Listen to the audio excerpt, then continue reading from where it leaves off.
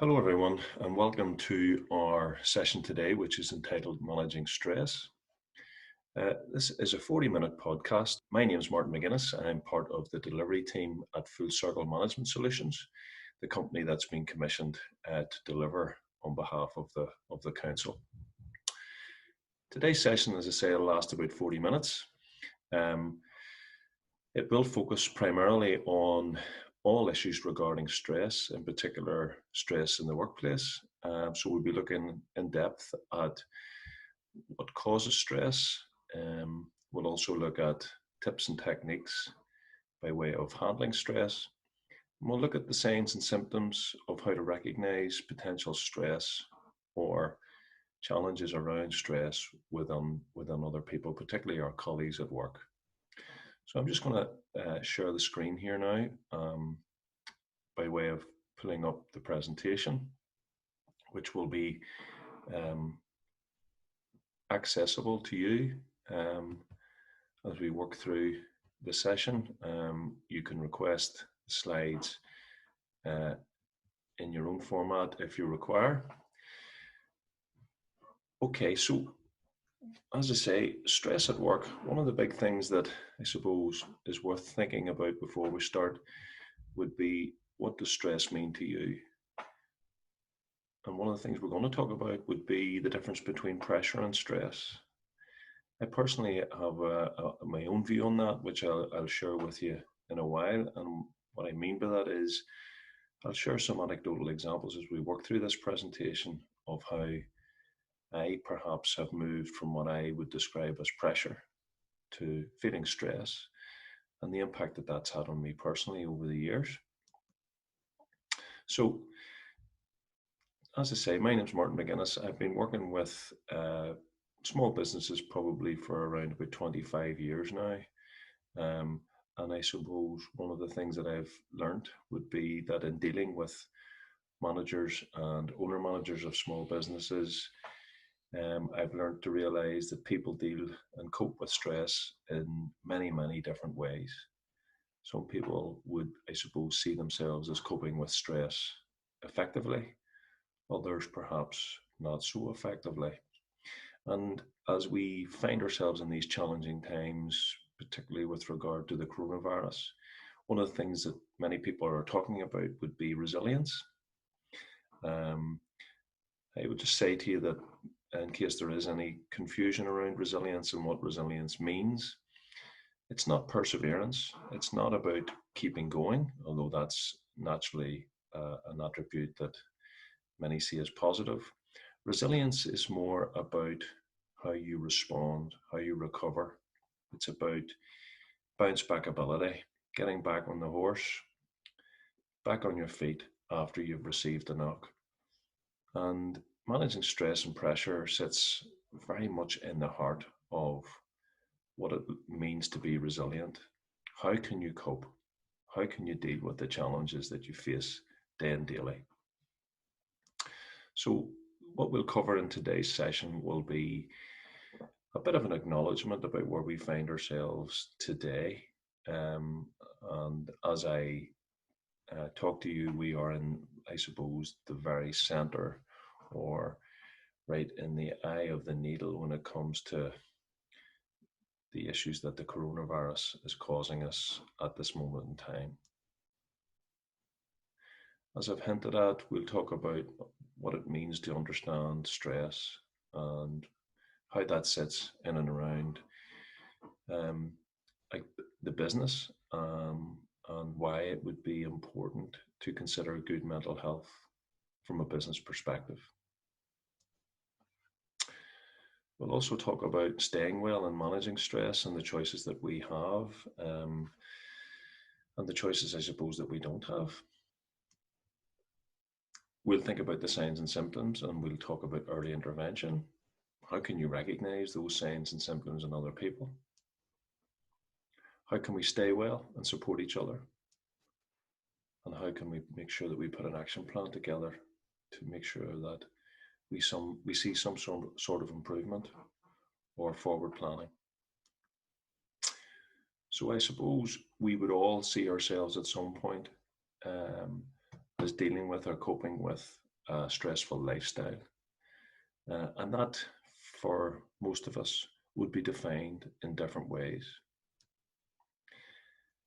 The business case is very forthright and very straightforward when it comes to statistics or information. In fact, I could blind you with information and statistics about stress at work, but let's just look at the key highlights.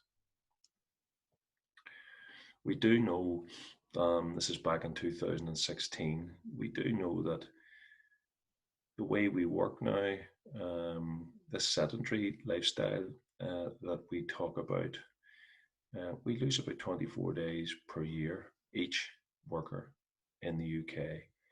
We lose about 24 days per year in productivity, which is sizable.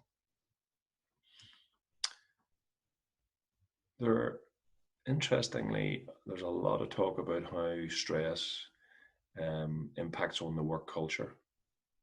And even back in 2010, some of the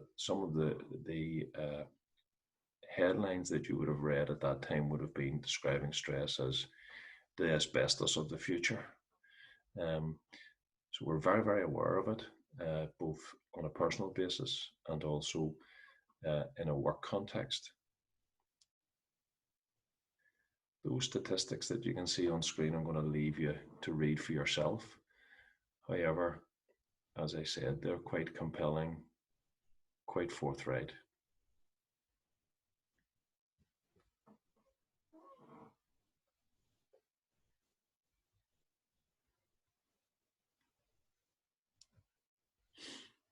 So, what's the difference between pressure and stress? It's an interesting topic. I, for one, would have, I suppose, recognized over the years that, and I would have verbalized this when I was younger, that I need pressure in order to get things done, in order to be effective. And that's quite interesting from the point of view of, how you perceive what it is you need in order to be effective.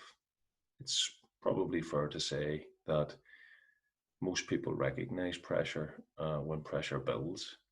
But where's the line between pressure and stress? Is there a line? Well, here's some definitions around mental health. And again, have a look at those. Just familiarize yourself with those definitions. And you'll see at the bottom of that slide, highlighted in red, that as defined by the Health and Safety Executive, an adverse reaction is where excessive pressure or other types of demand are placed on work, and stress there can be a significant cause of illness. I just want to talk a wee bit from a personal perspective about my relationship with stress and my understanding of the difference between pressure and stress. As a young manager in my 20s, I would have prided myself on my ability to get things done, to be effective. I was, in many respects, the go-to person in the office if you wanted something done and you want it done quickly. I would have said that I would have been that person who would have always followed through and met deadlines, etc., etc. And I needed that pressure. I thrived on that pressure. After a number of years, however, probably unknown to me, I started to struggle. The work pressure was starting to build. It was becoming excessive. I was finding that I was doing more and more overtime. I was doing more and more work outside of the 9 to 5. So weekends became a regular thing. It nearly became the norm. And whilst I was in my mind handling that pressure, I was aware that it was becoming excessive. And I did question at times whether it was sustainable. However, it was a needs must situation, and I took it, I suppose, what I would have said at that time, in my stride. One year coming up to Christmas, the pressure was becoming what I would maybe look back on as nearly unbearable. And I found myself in a situation coming into Christmas where I was really struggling to get things completed, to get things done. And what happened after the Christmas holidays is something that really had an impact on me because I found myself coming into the office on Boxing Day, um, and it was a bit of an outer body, I would describe as an outer body experience. I didn't really think about what it was that I was doing until I got to the office. And when I got to the office, it was nearly like I came to. It was like I woke up, realized that I was in the office, realized it was Boxing Day, and started to question what it was I was doing. However, one of the things that I realized that particular day was that when I did have a look at what it was I was doing, I realized that I had probably about 13 or 14 key activities or projects, as I would have described them then, that I was working on. And the thing that I noticed most of all was that all of those projects were started, they were open, but none of them, not one of them, was in anywhere near completion. None of them were even close to being completed. And I did recognize that at that point in time, I was coping by starting projects, but for whatever reason, not having the ability to finish them. What happened after the Christmas holidays moved to a completely different level. And what I found was that um, I was having difficulty actually going to work, getting my head off the pillow each morning to get up, get showered, and get ready to go to work. And eventually, after a few weeks, I couldn't actually get out of bed to go to work. And it was at that point that I realized that things had moved to a much serious level, much more serious level. But that's the first time that I really encountered the experience of moving from what I would describe as pressure to stress, that line. And I suppose the line for me, and as defined here, is that it started to have a significant impact on my health. In fact, I was ill.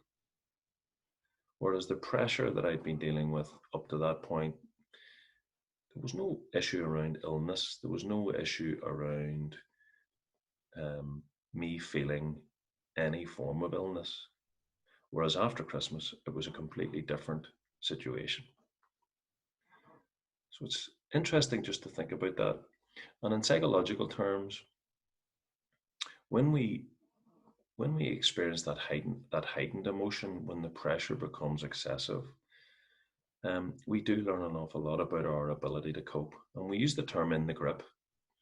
In the grip is when things become really heightened and when the pressure becomes quite extreme and it takes us outside of our comfort zone. And it's worth thinking about that in terms of where you are yourself today in relation to these heightened periods of pressure. And when the emotion becomes heightened, how do you respond? Do you kick out? Or can you manage those emotions? Can you regulate those emotions? We all know what it's like to speak to someone in anger. Um, and it's just worth thinking about that as we go through our presentation today. Anxiety is our body's response to perceived or real threat. And we talk about fight or flight. I think most of us have heard of that definition. That's our way of getting ready. Walking down a dark alleyway, perceiving danger around the corner is natural. We've all, I think, experienced that at some stage. That getting ready, that state of alertness, dealing with a potential threat or danger, and feeling vulnerable. We call that the emotional brain.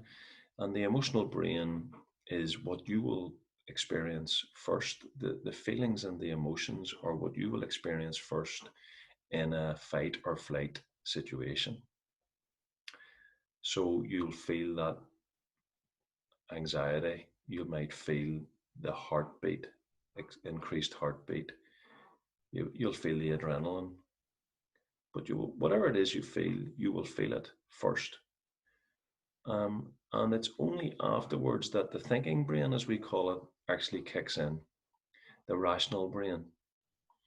So it's a bit like a car accident where someone realizes that they perhaps were nearly killed, they were in threat, their life was in threat, and they will feel that adrenaline rush, they will feel that increased heartbeat, etc., etc. And afterwards, when that pale face, that red eye shock kicks in, that I think we've all experienced or seen, that's really a sign that the thinking brain is catching up, the rational brain is catching up, the realization that this was very close to a, a, a fatal or catastrophic situation. So the emotional brain will always come first, followed by the thinking brain. And it's recognizing that feelings and emotions can become very heightened in a pressurized situation and how we deal with that. We're going to look at that as part of this presentation today.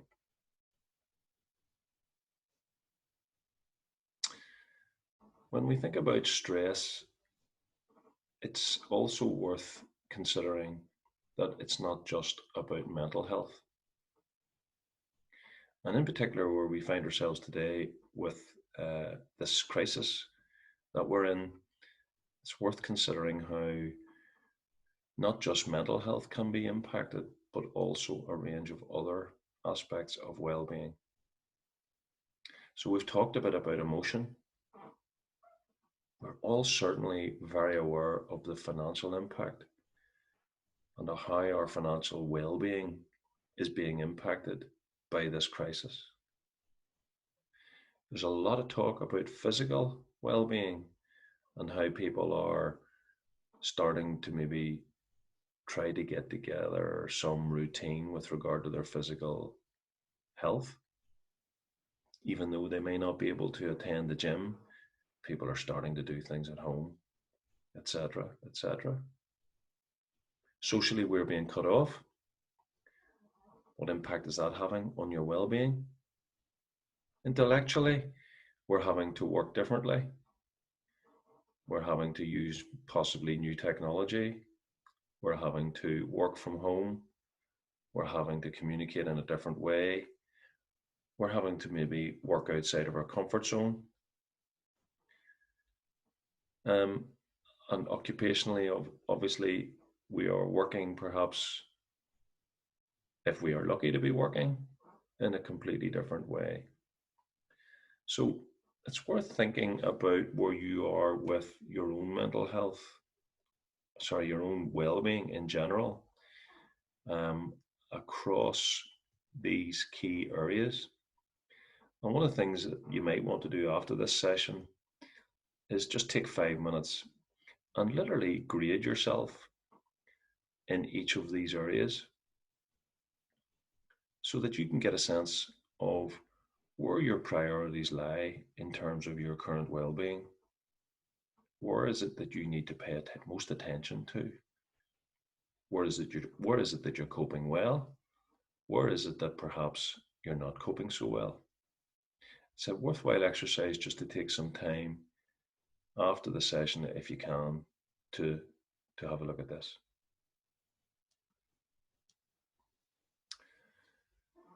One thing that's also worth considering is what is it that you and how is it that you are spending your time? And are you being effective in the use of that time? There's a term called helplessness, which is very much related to stress. Helplessness is where people get to a point where I suppose they are just not coping and things just start to get worse. They start to unravel, and it's a bit like going into your bank account, into your overdraft, um, whereby maybe you've spent to the limit. Well, if I've spent to the limit, what's an extra 20 or 30 or £100 on top of that limit? What difference is that going to make? In for a penny, in for a pound, that type of approach. So helplessness is that sort of drowning, getting worse, not getting any better, not coping, etc., etc. Um, and when we talk about that, it's worth thinking about exactly what it is you should be concerned about at this time and what is it you can actually influence. We spend a lot of time concerning ourselves about things that perhaps we cannot influence. We cannot stop the coronavirus. We can certainly do things by way of protecting ourselves, but in the wider picture, the coronavirus is here and we have to deal with it. Can we influence certain aspects of this crisis? Of course we can. We can get help from other people. We can take the advice that's been given to us in terms of day to day living. But there are certain things that we cannot influence. The bigger picture, the impact on the economy, on our businesses. Yes, we can certainly um, influence certain aspects of that, but in a wider perspective, should we be getting concerned about the big picture stuff? And that's a question that is probably quite controversial in terms of the answer to that question, but again, is worth considering. Where are you spending your time? And are you, or is it, a good use of your time when you consider what it is you're trying to influence and what it is you're showing concern about? In times of crisis, we are starting to use terms around effectiveness and efficiency. And in times of crisis, speed is your friend and accuracy is your enemy. And let's just consider that for a minute. In psychological terms, we call that speed, that effectiveness. We term that red energy. In other words, doing things right, prioritizing, getting the most important things out of the way, getting those things done. And for those people that perhaps focus on what we call blue energy, where if we think about the perfectionist, if we think about the analytical type of person who likes to do things right, that person at this moment in time may struggle. They may find that this particular time is quite difficult because we know that in times of crisis, it is very much about reaction and perhaps not so much about the detail. And that's something that's worth considering as well in terms of who you are, what's your personality type, and have you thought about that, the impact that might be having on you.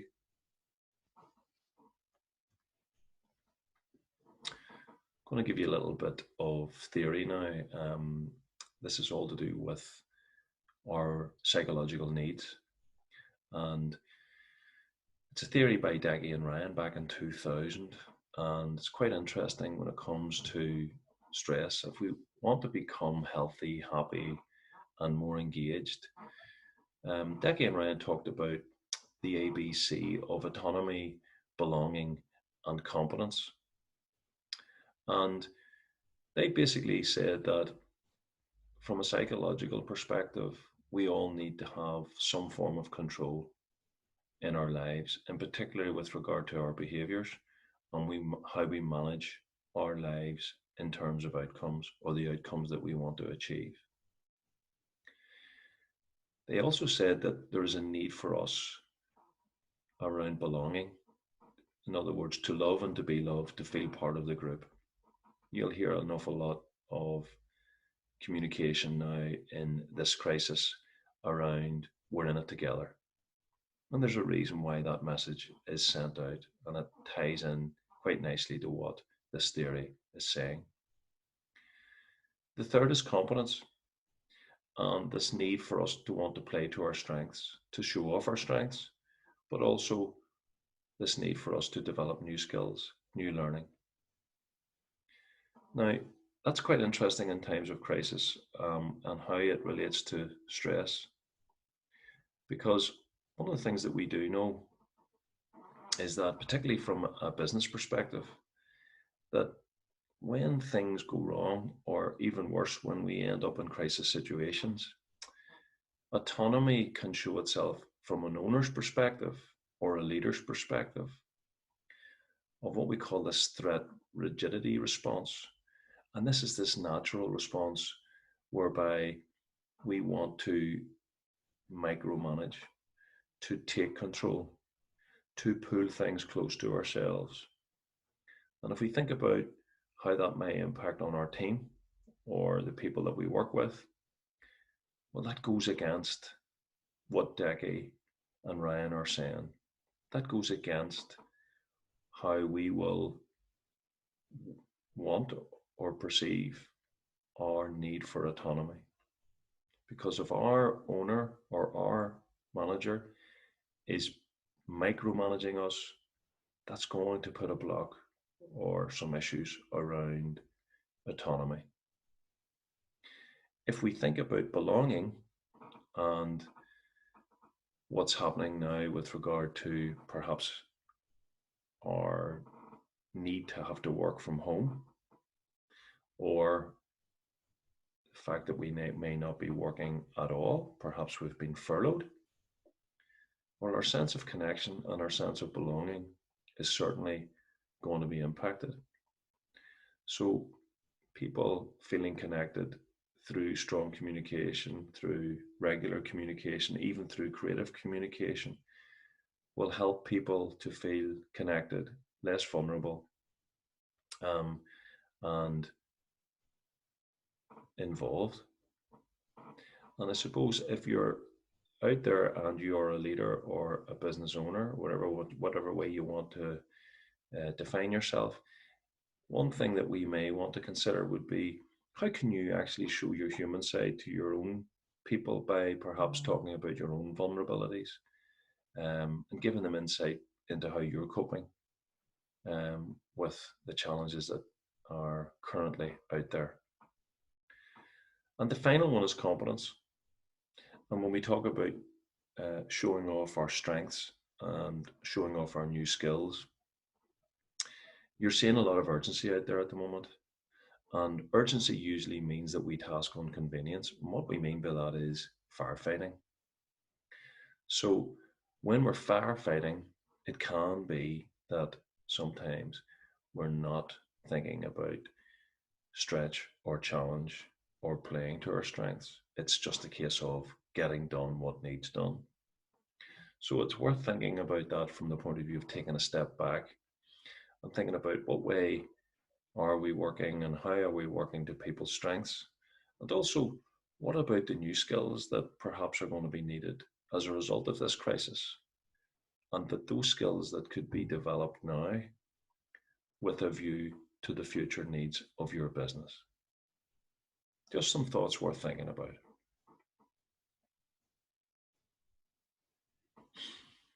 I'm going to talk now a wee bit more about emotion and what we call somatic markers. In other words, how the thoughts that you have running around your head will impact on how you feel, and how those feelings will impact on your behaviors.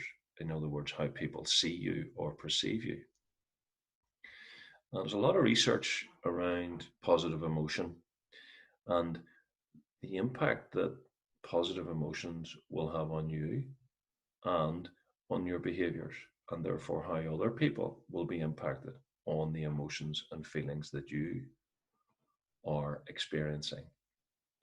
And just looking at that slide there, it's quite powerful when we think about creative problem solving, for example, which is really part of how positive emotion affects us. Being open to new ideas, trying out difficult things, even taking calculated risks, but certainly seeing more options and helping us to learn more effectively. Now, let's just look at what that looks like when we talk about negative emotions.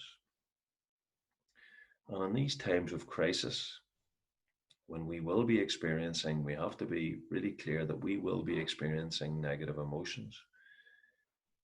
How that can narrow our thinking, how that can limit our interpretation of how we see things, how that can cause reactionary behavior, and how we can be easily triggered, how it will shrink opportunities or possibilities that are there in front of us, how we can become disengaged, and probably most importantly, how these negative emotions will be remembered and will have long lasting effects. A lot of talk out there about how people are being treated in these difficult times and how these behaviors or how they're being treated will be remembered in the future. And also some thinking around how negative emotion actually reduces performance because it does impact on how we perform. It's really powerful when you think about it from that perspective.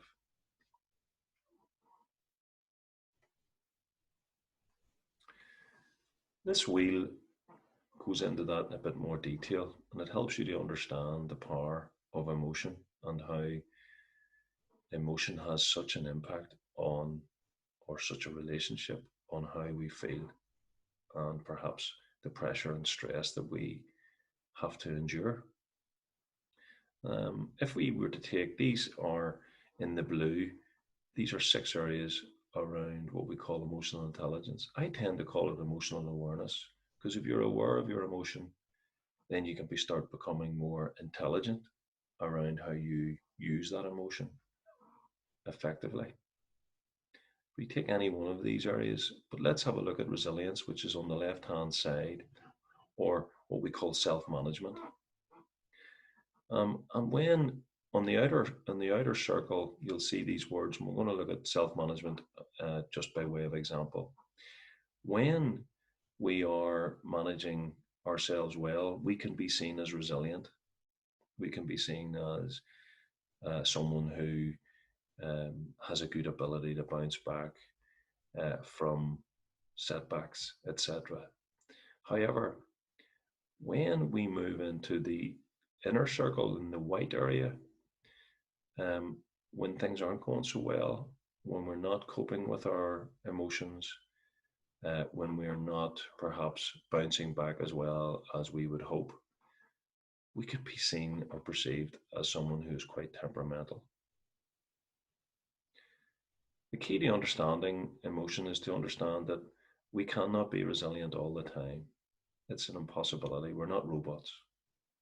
And we will move from someone who is resilient, a good day perhaps, to someone who perhaps is temperamental because we're having a bad day or a bad moment. The key for me is about understanding and recognizing that this will happen. And when it does happen, how can I move myself back from perhaps that temperamental state back to that resilient state? Understanding, regulating our emotions, understanding that those emotions are there, and doing something about it. So we're going to move now to looking a wee bit more at how we actually deal with mental health at work, because I suppose when we talk about stress, we do tend to think about mental health in particular. And we know that mental health, there are certainly stigmas around that. It's not unfair or unprofessional to term it as a stigma. If someone walks into the room with a broken arm in plaster or in a sling, we can see that, we know that there's an issue. But what about when someone walks into the room and they're having some issues around their mental health? As I describe it, what's going on underneath the bonnet? And very often we cannot see underneath the bonnet.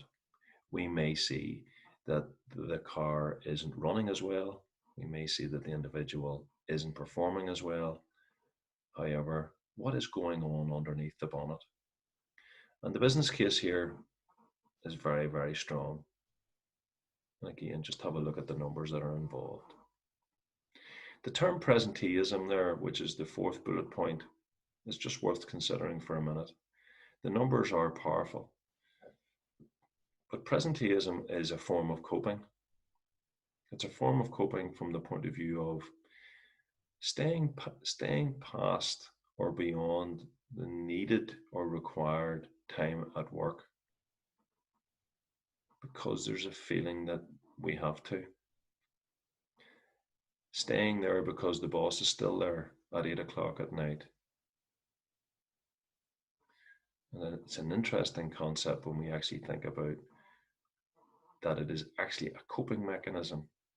And very often, when someone is in presenteeism by definition, they're not actually doing anything effective. So they're there in body, but are they there in mind? Are they there actually doing something effective? No, they're not. And that's why it's costing our economy so much money.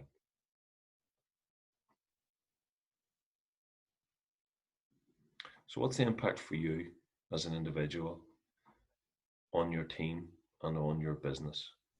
That's something to consider. Where are you now? How would you position yourself and your business if that's applicable to you today? Something to think about. The benefits are pretty straightforward. The benefits of mental health, positive mental health in the workplace are what they are, particularly around self esteem and confidence and motivation. And the reasons for promoting that in terms of benefits to employers are obviously all there for us to see as well. And I think they're quite obvious too. We are starting to get to know and understand what stress at work means to both individuals and to employers or businesses in general. So, what do we need in order for our people to stay well? Well, one thing that we want to consider, and I mentioned at the very start of our presentation today, is what we call early intervention. How can we see and spot the signs of stress and poor mental health within our colleagues or within our loved ones? Let's have a look at that. Well, first of all, we need to consider workplace triggers. So I've talked there about high pressure and high pressure environments and how sustainable is that? What about things like expectations and deadlines? How realistic are they? How fair are they? Um, what about our working culture?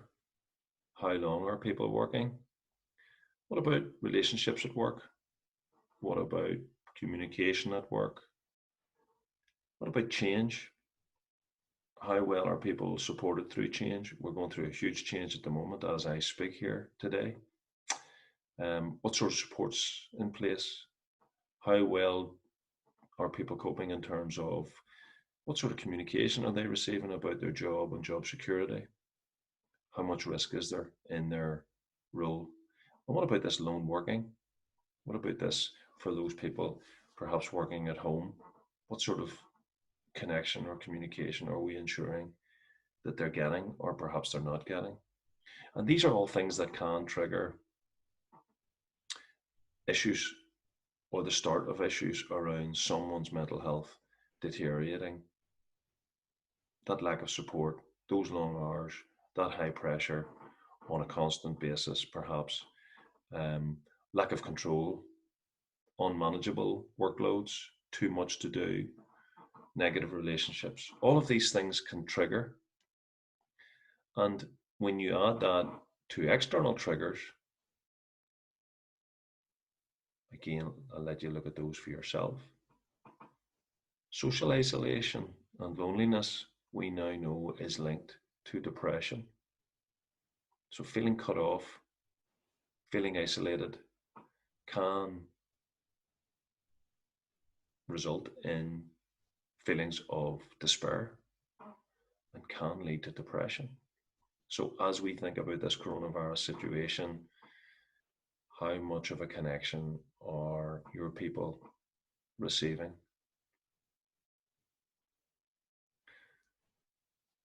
So the early warning signs that you want to be thinking about, and what action could you take around those early warning signs? Let's have a look at those.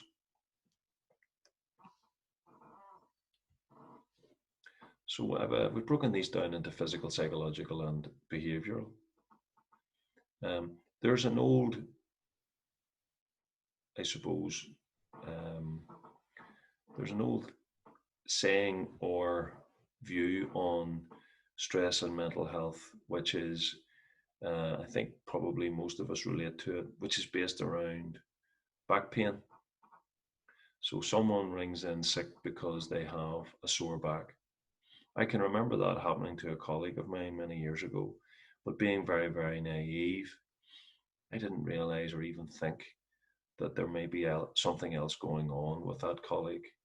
And this back pain was, when I look back at it, I look back from what was going on at that time.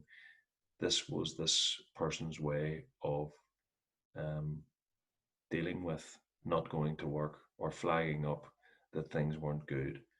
They verbalized it or used it as back pain. Um, so you can see there that from a physical perspective, it shows up in many, many different ways.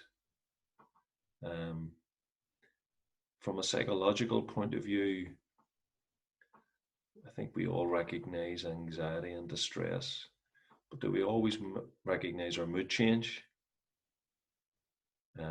Look at things like indecision, loss of humor, um, lapses in memory, difficulty in concentration or taking things in. All of these psychological issues are worth thinking about in terms of where even perhaps you find yourself today with the pressures that we're dealing with uh, in relation to this crisis.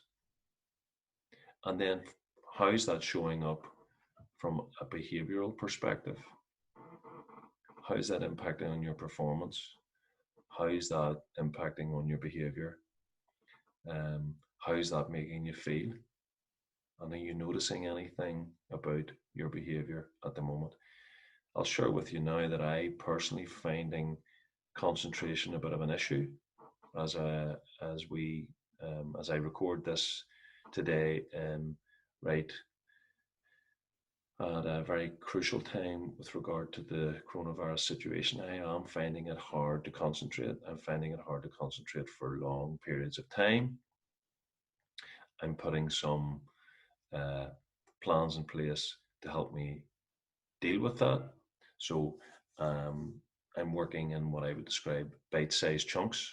So doing work, giving myself a break, doing some more work. And the reason I think I'm not only struggling with that from the point of view of what's going on externally, it's also about the fact that I'm working differently. I'm not going out to my place of work. I'm working from home, and it is challenging me in many different ways. So I'm trying to put plans in place around my behaviors in order to deal with that.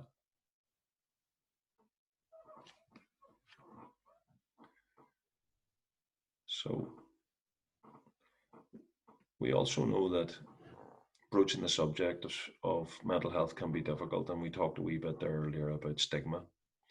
And often people will not be confident in talking about this type of thing.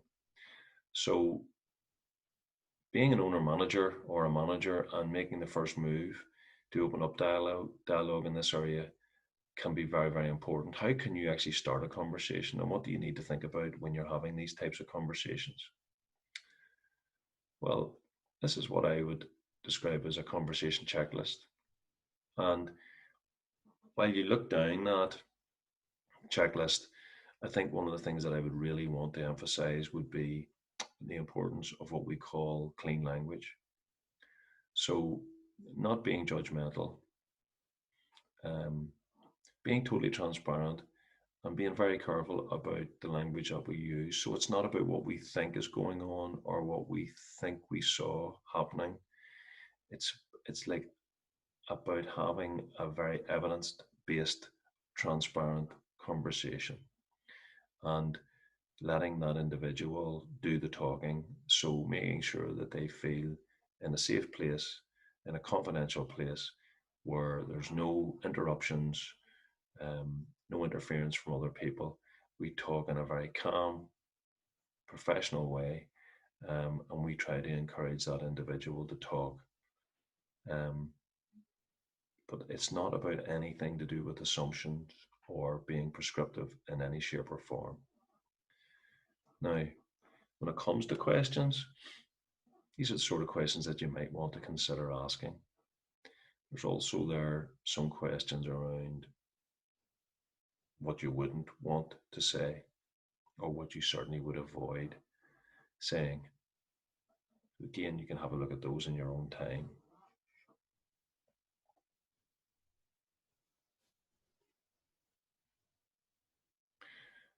And when we do end up in a situation where we have someone responding, it's worth considering how we would respond ourselves to disclosure of that nature.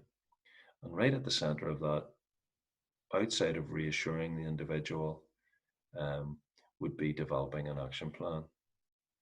And for us as owners or managers, that's also about acknowledging that we may not have all the answers. So, um, signposting and seeking advice if we need to is really important, and being very open and honest about that in relation to how we move the conversation forward.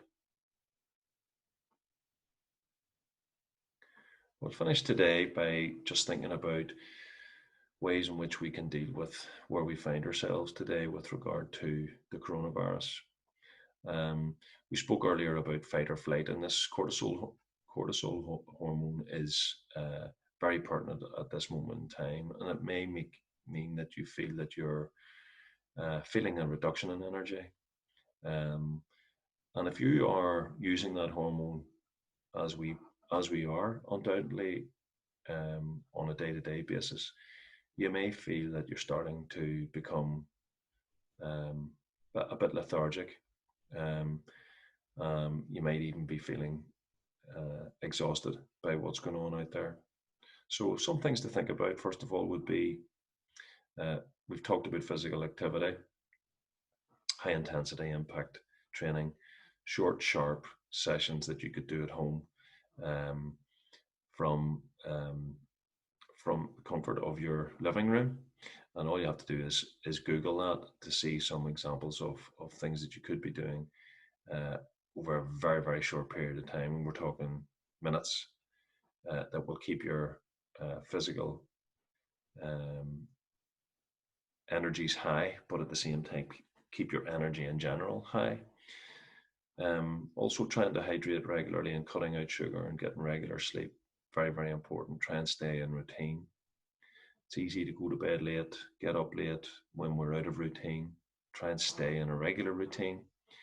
And I would promote mindfulness if you haven't heard of mindfulness before. It's all about focusing on the present, um, not looking too far ahead, not getting ourselves worried about what could happen in the future. And there's a nice app out there called Headspace, which can be downloaded free of charge, and will allow you to practice mindfulness day to day in the comforts of your home. So, we're coming now to the end of our session, and a few things to think about in terms of what do you need to do in order to support the mental health and well-being of your people at work. What are you already doing, and perhaps what could you start to think about doing by way of improving this particular area. um, I'll sign off by saying that if you require or would benefit from more information in this particular area, um, make contact directly with Derry City and Strabane District Council, or failing that, come directly to ourselves at Full Circle Management Solutions in Belfast, and we will be more than happy to advise and provide you with whatever information you think would be of benefit to you on at this particular time. I want to thank you for taking time to tune in and listen to our presentation today. And I want to wish you all the very best over the coming days and weeks as we come to terms with the situation we find ourselves in at this moment in time. Thank you very much now, and all the best.